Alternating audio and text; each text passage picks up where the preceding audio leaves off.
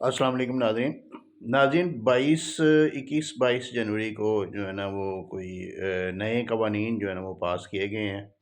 ان کے بارے میں آپ کو بتانا تھا کہ جو ایک قانون جو پاس کیا گیا نا کہ ڈومیسٹک وائلنس ایکٹ 2025 اس کو پروو کیا گیا ہے.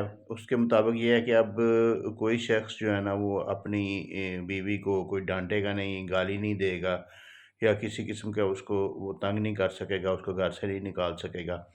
اسی طرح کوئی بزرگ آدمی گھر میں ہے یا کوئی مائنر ہے یا کوئی بچے ہیں، ان کو بھی کوئی جو ہے نا وہ تنگ نہیں کر سکتا، ان کو مار پیٹ نہیں سکتا، ان کو گالی گلوچ نہیں کر سکتا.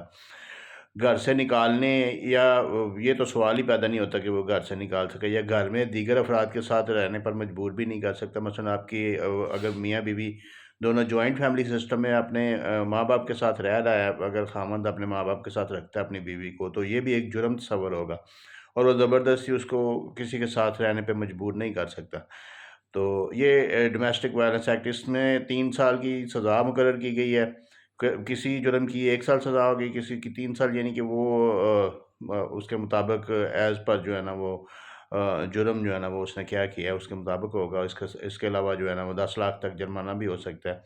لیکن سب سے بڑی بات یہ ہے کہ یہ صرف اور صرف ابھی اسلام آباد میں لاگو کیا گیا اور اس کو امپلیمنٹ کر دیا گیا ہے. اسلام آباد کے کیپٹل ٹیریٹری میں جو ہے نا فیڈرل کیپٹل ٹیریٹری میں یہ اس کو لاگو کر دیا گیا ہے اور یہ تجربے کے طور پہ کیا گیا ہے. اگر یہاں پہ یہ نافذ العمل رہتا ہے تو پھر یہ پورے ملک میں جو ہے نا اس کا اطلاق کر دیا جائے گا.